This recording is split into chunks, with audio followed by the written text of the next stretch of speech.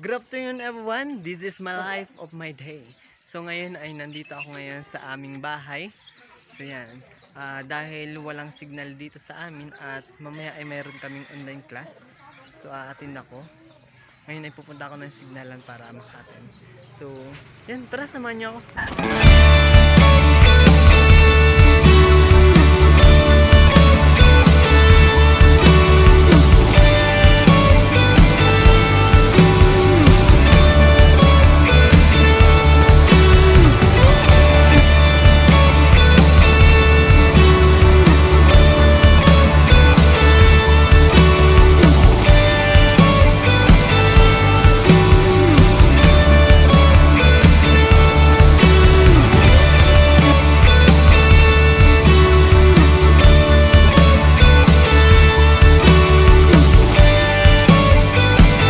Hello guys, so nandito ako ngayon sa Malbog.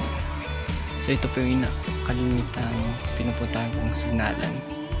So dito po. So medyo mainit po dito. Tabing kalsada po ito.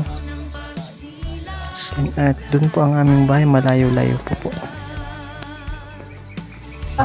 Yan, ako ay naka-attend na sa aming online class at sa pagkakataong ito ay nagdi-discuss po ang aming professor na si Sir Mac.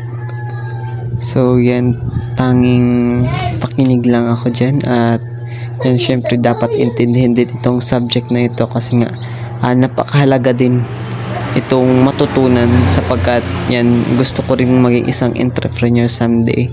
So ito pong klase namin ay tungkol sa social entrepreneurship.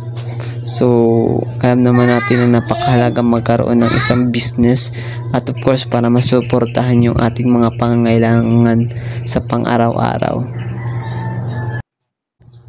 Siyempre, bilang isang estudyante ay hindi natin maiwasan ang habang nakikinig online class ay nakikichismis din at palingon-lingon sa gilid kung ano ang nangyayari. So yan, kung mapapansin nyo, nakikinig naman ako at syempre may kaunting kausap. Sa oras na pala nito ay patapos na ang aming klase kaya ganito ako. Bye bye!